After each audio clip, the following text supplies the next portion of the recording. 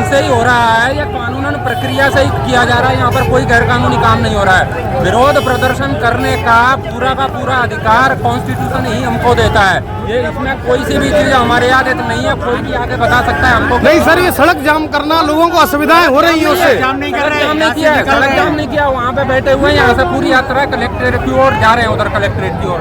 ये यूजीसी का काला कानून है, ये मोदी को वापस लेना ही पड़ेगा। इसके अतिरिक्त और कोई चारा नहीं है।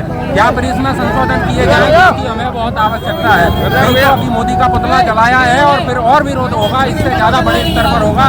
हमारी हिंदू एकता को तोड़ने का काम इन्होंने जो किया है वो अभी इस देश में चलने वाला नहीं है।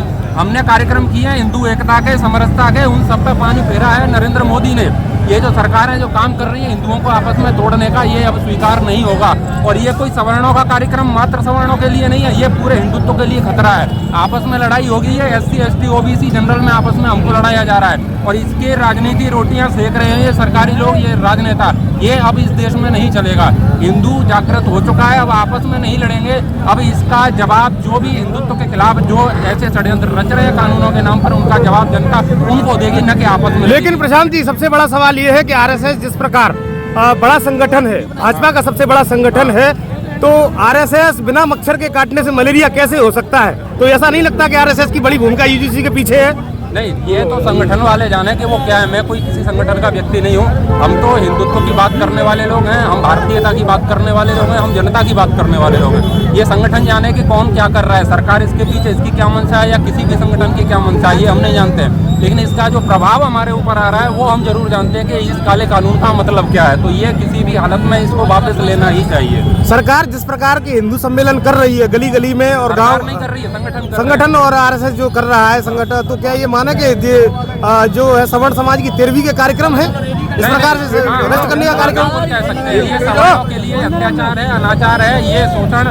ये सवर्णों के खिलाफ इसमें भेदभाव किया गया है। जाति के नाम पर शोषण किसी का भी नहीं होना चाहिए, किसी का भी, फिर वो चाहे जनरल कैटेगरी का हो चाहे SC ST का हो। सदन में बैठे हुए तमाम सारे क्षत्रिय, ब्राह्मण और वैश्य समाज के लोग, नेता, अभी तक किसी की टिप्पणी नहीं आई है UGC बिल पर, केवल ब्रजभूषण शरण सिंह जी और उनके बेटे कर्णभूषण सिंह जी को छोड़ करके। इसमें आप क्या कहेंगे? ब्रजभूषण जी का मैंने सुना था, उनका जो वक्तव्य था वो सम्माननीय है। और ऐसे ही जो भी सवर्ण लोग हैं और जो भी हिंदुत्व की भी बात करते हैं, उनको इस पक्ष पर अपनी बात स्पष्ट रूप से रखनी ही चाहिए। नहीं तो ये देश जातीय दंगों में झुलसेगा और इसका लाभ किसी को मिलने वाला नहीं है। हमारा देश कमजोर होगा, हमारा हिंदू धर्म कमजोर होगा, ये किसी भी तरीके से होना नहीं चाहिए। तो जो लोग मुंह में फेविकोल लिए बैठे हैं, जो नेता जो सवर्ण के नाम पर वोट मांगते हैं, हिंदुत्व के नाम पर वोट मांगते हैं, उनको अपना स्टैंड इस बात पर क्लियर करना चाहिए। मैं उनसे ऐसी प्रार्थना करता हूँ। स्वामी जी, आगे की क्या रणनीति है? आज ज्ञापन देने के बाद किस प्रकार की रणनीति है आपकी? आज ये जो अभी कार्यक्रम हो रहा है इससे भी बड़ा होगा, इससे व्यापक होगा। और ये फिर जब तक रुकेगा नहीं तब तक इसको मोदी जी वापस नहीं लेते, सरकार इसको वापस नहीं लेती है। हाँ, ये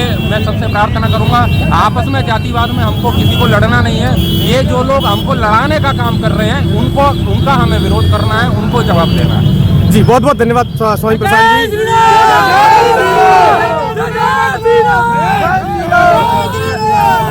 तो देख सकते हैं आप, सवर्ण समाज के लोग हैं और ये जो प्रदर्शन कर